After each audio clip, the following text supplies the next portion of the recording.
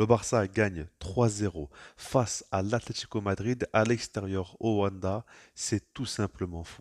Là, ce qui se passe au Barça, je vous l'avais dit hein, que le match face à Naples en Ligue des Champions pouvait être un tournant et qu'il fallait confirmer ce soir, surfer sur cette vague où les joueurs sont en confiance. C'est exactement ce qu'ils ont su faire.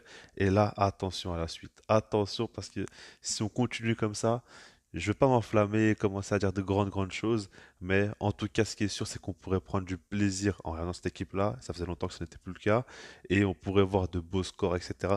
Donc voilà, on verra. On va pas trop parler comme je l'ai dit, mais en tout cas, cette victoire-là, elle fait vraiment du bien. Et là, tu sens qu'il y a un relâchement chez les joueurs, il y a une prise de confiance qui est assez dingue, tout simplement. Déjà, j'aimerais préciser une chose qui est très importante selon moi, c'est que il y a quand même pas mal d'absents dans ce match-là. On sait qu'il y a Pedri, De Jong qui sont blessés, Gavi, Balde, Ferran Torres aussi qui ne sont pas encore dans le groupe, mais on peut ajouter à cela des joueurs comme Lamine Yamal qui a été mis sur le banc, Cancelo qui a été mis au repos, donc même pas dans le groupe, et Christensen qui s'est blessé peu de temps avant le match. Donc tu as quand même vraiment une équipe très jeune, Pau Cubarsí, Hector Fort sur le côté gauche, 17 ans chacun, et tu vois que tu tente Sergio Roberto Gundogan dans le double pivot, t'avais jamais joué comme ça. Tu mets Joao Félix qui jouait plus trop ces derniers temps, Rafinha sur l'aile droite. Et quel match avec autant d'absents à l'extérieur face à Atlético Madrid, c'est dingue. Franchement, c'est dingue et j'ai du mal à me rendre compte de ce qui s'est passé, tout simplement. Alors, déjà quand ça a commencé, on a vu une grosse phase d'observation entre les deux équipes. On a vu que le Barça était quand même, on va dire, très attentif, très concentré et qu'il ne voulait surtout pas faire la moindre erreur. Donc ça gardait le ballon et ça prenait pas trop de risques. L'Atlético, ils avaient quelques situations en contre. On avait Barrios notamment à un moment donné où Molina le serre, il aurait pu marquer dans la surface une belle frappe qui passe de peu à côté.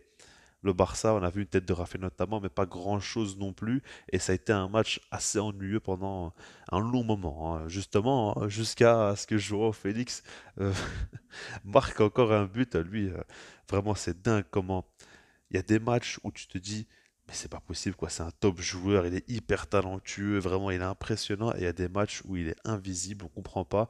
Mais en tout cas, on sait que les matchs à enjeu, les matchs très importants où il a attendu, c'est généralement là où il ne nous déçoit pas. Parce que là, ça a été le cas encore une fois, il a marqué. Alors sur l'action, j'aimerais quand même préciser que Gundogan fait un gros travail. Parce qu'on le voit aux abords de la surface, avec le ballon dans les pieds et le jeu face à lui, il va faire une feinte, donc un crochet pour éliminer un joueur et pour avoir encore plus de distance pour pouvoir jouer.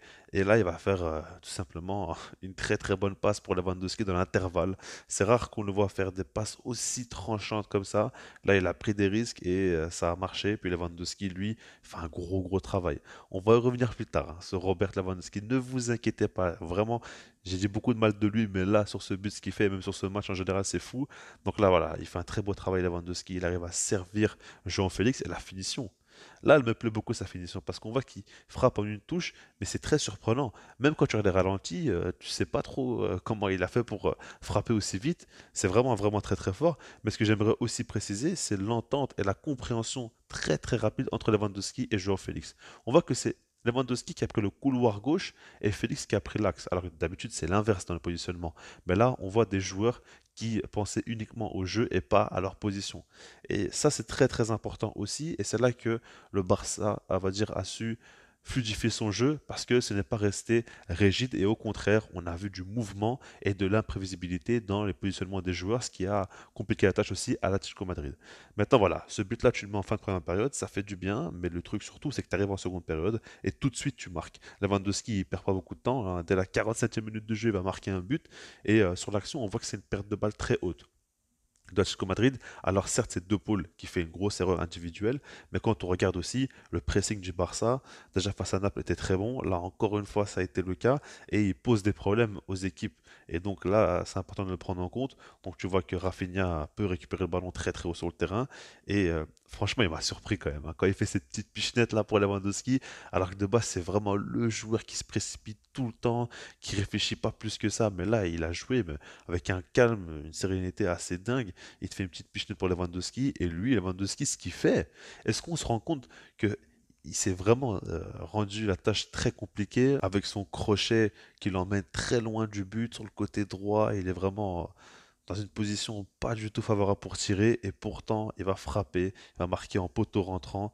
Mais ouais, c'est impressionnant. Tout simplement aussi la confiance qu'il a eu en lui de jouer le coup comme ça, parce qu'il aurait pu frapper beaucoup plus tôt. Mais non, il a voulu assurer le coup, mais assurer de manière assez spéciale quand même, parce qu'il s'est mis vraiment en difficulté et pourtant il a réussi à marquer. C'est très très très très fort de sa part et ça m'a fait kiffer. Mais après, le truc, c'est qu'il y a un troisième but.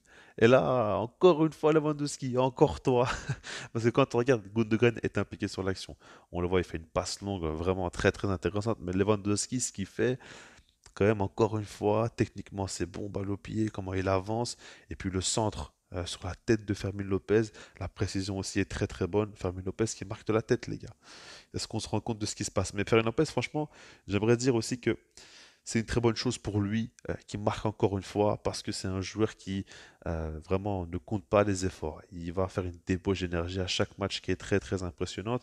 Il va vraiment tout donner pour l'équipe. Et puis c'est un joueur qui a ce sens du but, qui est attiré par la surface. Il fait vraiment tout le temps des appels, il essaie toujours de se proposer. Et quand on voit qu'il se met plein axe comme ça, il prend la position de Lewandowski. Et encore une fois, bah, il va tenter quand même de marquer de la tête, alors que c'est pas du tout l'une de ses qualités premières, et il arrive à le faire. Ça prouve qu'il a de l'audace, mais qu'il a aussi ce sens du but, tout simplement. Donc voilà, c'est très très bien pour lui, je suis content. Il y a quelques petits trucs que j'ai pas aimé chez Fermin, surtout en première période. Il y a un moment donné où il est un peu seul, il va faire un contrôle, où il va vraiment repousser la balle beaucoup trop loin.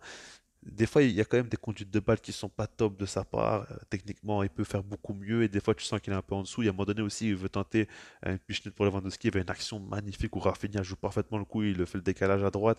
Il fait une pichenette. Il a fait un peu trop fort pour Lewandowski. Ça aurait pu être un but aussi à ce moment-là. Ça me dérange des fois. Quand techniquement, il n'est pas, on va dire, au top. Mais globalement, c'est un joueur vraiment très très bon qui s'impose. Comme je vous l'ai dit, il dépense beaucoup d'énergie, il récupère des ballons, il met beaucoup de pression. Et après, on voit quand même qu'il peut faire la différence, il peut marquer, il peut être décisif. Donc vraiment, vraiment excellent. Mais maintenant, je pense qu'il est temps de parler de Robert Lewandowski. Quel match il nous a sorti! Quel match il nous a sorti! Franchement, waouh! Quand tu vois cette saison, on l'a tous énormément critiqué. On n'en pouvait plus, ce joueur-là. On n'en pouvait plus. Et là, regardez ce qu'il fait. C'est fou.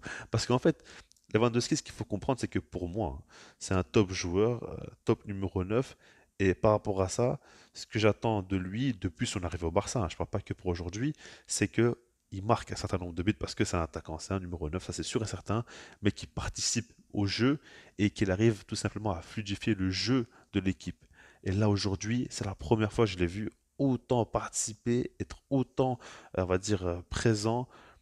Ouais, non, ça c'est excellent. On voit son jeu de haut but, ses contrôles très sereins. Il arrive à se retourner, à distribuer le jeu. On a vu, par exemple, sur les deux buts où il fait les passes D, parce qu'il a fait deux passes D, hein, quand même, Lewandowski, un but, deux passes D. On voit que, comme je l'avais dit, Joao Félix sur le but, bah, Lewandowski va se mettre côté gauche, il va prendre le couloir gauche, et sur le but de Fermin Lopez, il est en position d'ailier droit. Mais ça prouve bien que il n'était pas simplement attiré par le but, mais qu'il a voulu aider l'équipe de toutes les manières possibles.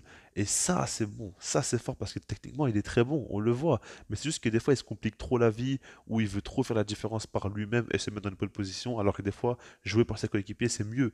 Et là, il a montré. Il a vraiment, vraiment fait du gros travail. Il aurait même pu avoir d'autres assists, hein. Il y a des moments où il fait vraiment de très bonnes passes aussi. À un moment donné, pour jouer Félix, qui rate un peu son contrôle, où il pousse un peu trop le ballon. Mais ouais, ouais, Lewandowski, grand, grand match. La sérénité, vraiment un match de top numéro 9, quoi, tout simplement. Maintenant, par rapport au reste, on pourrait parler en soi de tous les joueurs, hein.